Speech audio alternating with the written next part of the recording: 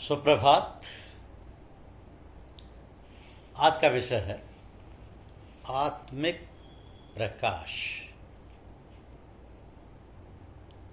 आत्मिक प्रकाश यानी बातनी नूर।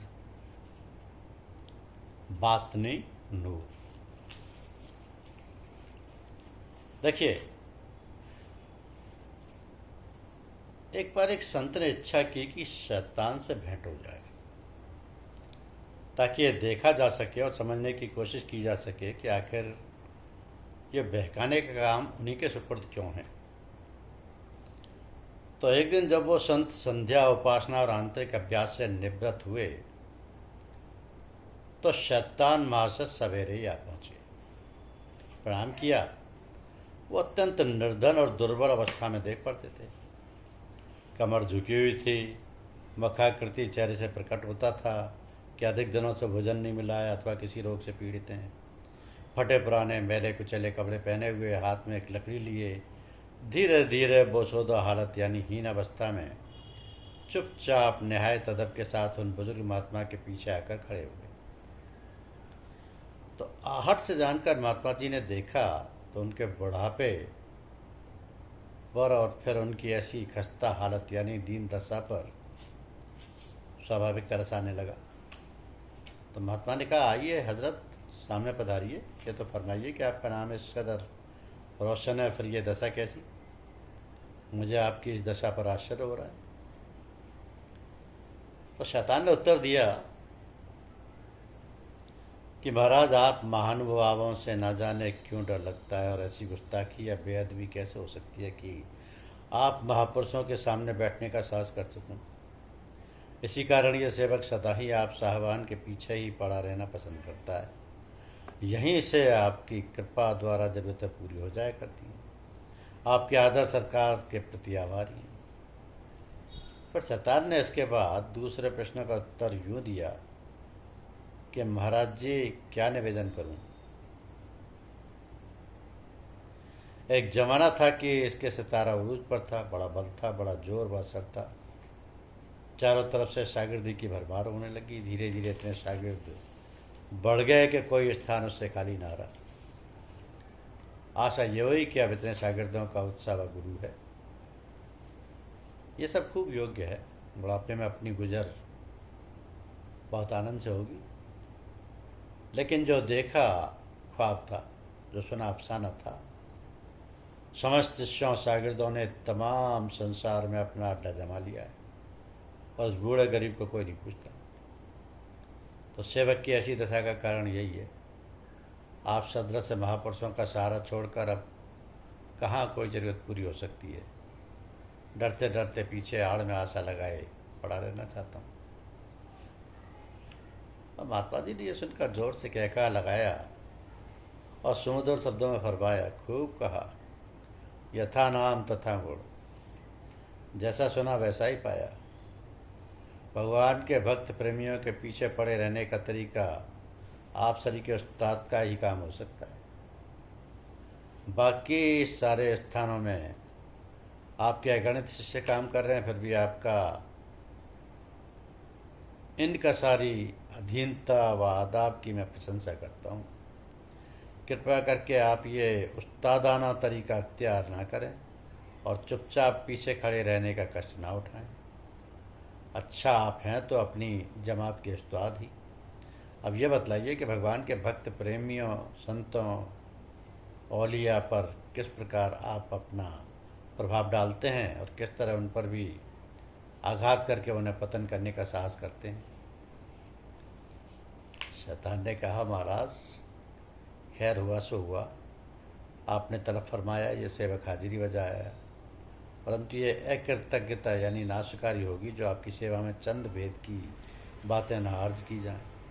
ये चंद बातें ये हैं कि जिनके प्रयोग से अपना असर ऐसे महापुरुषों के अंतःकरण यानी बातिन में उनके अहंकारी मन के जरिए डाल दिया जाता है, और यह सेवक फिर दूर से तमाशा देखता है और उस पर कोई दोष नहीं लगा सकता है। तो एक ढंग ये है कि जब भगवान के प्रेमी भक्त भोजन करते हैं, दो तीन बातों पर पहले से ध्यान दिया जाता है। एक ये कि खाने का सामान कैसी कमाई का अर्थ कैसा है, दूसरा ये कि भोजन बनाया व पकाया कैसे गया है, तो बनाने वाले की नियत और मानसिक भावना कैसी थी, तीसरे ये कि भोजन खिलाने या परोसने वाले के विचार व नफ्स व कर्म कैसे हैं, क्योंकि इन दोनों की तवज्जो और नज़रें खाने पर पड़ा करती हैं। इसके अतिरिक्त चौथी बात यह है कि उस महात्मा का दिल खाते समय किस हाल में, अगर वह मालिक की याद और उसके शुक्र व एहसान में भयभीत और शर्म में डूबा हुआ मालिक की दया और कृपा दृष्टि के करूक यानी हुजूर व आगाई की अवस्था में खाना खाता है, तो उसमें मेरा कोई बस नहीं चलता।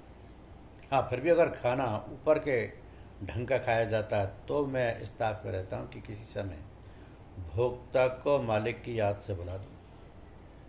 यही मौका होता है जबकि चुपके से भोजन करने वाले के मन में या नफ्स में ऐसी वृत्ति डालने की कोशिश की जाती है जो ऐसा काम करा दे जिससे आत्मिक शक्ति में कमजोरी आ जाए और साधक अपने आप काम में ढीला पड़ जाए। दूसरा, जब कोई साधक बिना ईश्वर की याद के सो जाता है तब उसी समय मैं नेक अवसर पाकर चुपचाप अपना असर डाल देता हूँ, जो नींद के क्रमाम में पक पक कर मजबूत हो जाता है और जग जाने पर मन की यानी नफ्स की दशा में वैसी वृत्ति या वासना जोर पकड़कर कोई ऐसा अनर्थ या बुरा काम करा देती है जिससे उसकी त्याग वृत्ति में कमजोरी आ जाती है, तो मालिक का काम ढीला पड़ने लगता है, मन बुद्धि में मलिनता पैदा होने लगती है। यदि साधक किस महान पुरुष सतगुरु का दामन नहीं पकड़ता है, यदि साधक किसी महान पुरुष या सतगुरु का दामन नहीं पकड़ता और उसके फैज़ व बरकत से दूर रहता है तो धीरे धीरे गिरता जाता है, उसका पतन हो जाता है। तीसरे, जब साधक पुरुष किसी पर स्त्री या नारहम से मुखातिब होकर इस तरह बातचीत करता है कि दोनों का सीना व हृदय कल्ब एक दूसरे के आमने सामने रहता है और जहाँ दोनों की निगाहें मिल जाती हैं वहीं पर मैं अपना असर उस स्त्री की निगाह में गुप्त रूप से प्रवेश करा देता हूँ ताकि उसके निगाह के द्वारा उस व्यक्ति की निगाह में उतरकर मन में दाखिल हो जाए और वहाँ पर वही चीज़ मन के किमाम में शामिल होकर वैसी इच्छावृत्ति और वासना जोर पकड़ जाए। तो इस असर से बचना हर किसी का काम नहीं है। अगर इंद्रियों द्वारा उसका भोग किसी वजह से ना हो सका तो मनोभोग से बचना बहुत कठिन है। जिन पर सतगुरु की कृपा होती है और गुरुमुख और गुरु के सच्चे सेवक व प्रेमी होते हैं वो ही इससे बच सकते हैं, क्योंकि ये असर मामूली नहीं होता, तत्काल इसका कार्य होता है। चौथे ये कि जब बिना मालिक की याद के गाना सुना जाता है और मन गाने के ताल सुर व ध्वनि पर लगा रहता है तो उस समय मेरा असर गाना गाने वाले के जज्बात में शामिल हो जाता है। अगर वह गाने वाला काम भोगी है, क्रोधी है, लालची है, मोहित है या अहंकारी है अथवा संसारी व्यक्ति है तो जिस समय गाना सुनने वाले का मन उससे लग जाता है तो सुरीली रसीली आवाज़ के साथ गाने वाले का जो मानसिक जज्बा का असर साथ साथ जाता है उसके अंतर्गत मेरा असर भी प्रवेश कर जाता है। यह असरात बड़े ज़ोरदार होते हैं, इनसे पार पाना साधारण बात नहीं है। जो जज्बात अंतर में पहुंच जाते हैं वो आखिर उभरते हैं और तदनुरूप कर्म व विचार वासनाओं की प्रवृत्ति पैदा करते हैं, असल काम में विघ्न पड़ने लगता है। वहाँ उसका सतगुरु चाहता है तो अपने आत्मिक प्रकाश यानी बातनी नूर से उसका मन की सफाई कर देता है। जब कोई किसी से बातचीत में इतना मुखातिब हो जाता है, ये पांचवा तरीका है कि जब कोई किसी से बातचीत में इतना मुखातिब हो जाता है कि उसकी अंतरी तवज्जो मालिक की याद से हट जाती है और वो बिल्कुल भूल जाता है, झट उसी अवसर पर मैं अपना काम करके उसके द्वारा कर बैठता हूँ, अपना काम उसके द्वारा जिससे वो मुखातिब होता है। इस प्रकार मैं अपनी अंतरी अवस्था में है और आनंद में फीकापन और अमल व असूल में कमजोरी पाता है, तो एक प्रकार की अरुचि सी हो जाती है तथा आत्म अजीर्ण यानी रूहानी कब्ज हो जाता है। तो शैतान ने कहा, महाराज ये चंद मुख्य बातें और अवसर होते हैं जहाँ पर इसका असर चल जाता है। चाहे कितना ही बड़ा अभ्यासी और कामिल सिद्धपुर महापुरुष क्यों ना हो। इसके अतिरिक्त बहुत से तरीके और भी हैं जो छोटे अभ्यासियों द्वारा दूसरे संसारी बुद्धिमान सज्जनों पर काम आते हैं।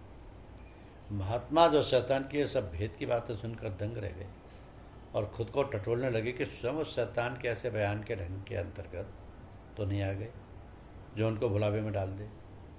परंतु ये महात्मा जी फना व बका की अवस्थाओं के ऊपर अपना स्थान रखते थे।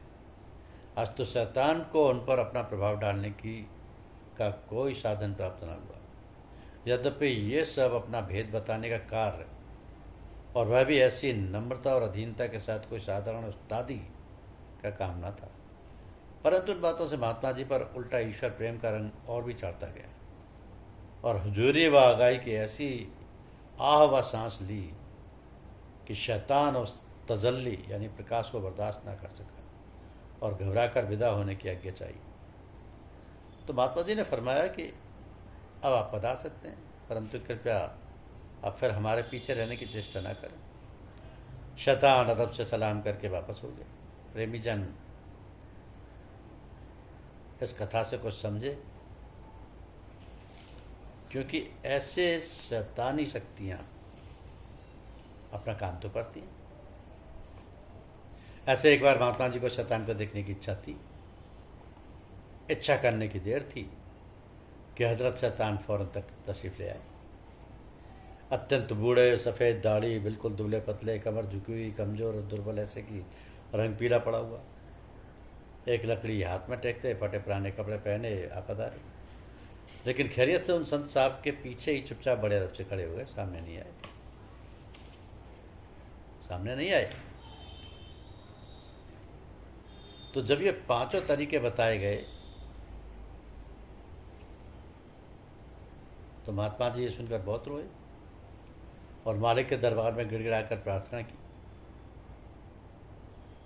और हजरत शैतान साहब का शुक्रिया अदा करते हुए उनसे उनकी क्षमा खराशी की माफ़ी मांगकर आप वापस किया और एहतियात की ज़िंदगी बसर करने लगे। तो ये शैतानी केवल तब हो पाती हैं जब गुरु का श्रद्धा या विश्वास में कमी हो, वरना गुरु सदैव ऐसी हालातों से अपने साधकों को बचा लेते हैं। शुक्रिया, धन्यवाद।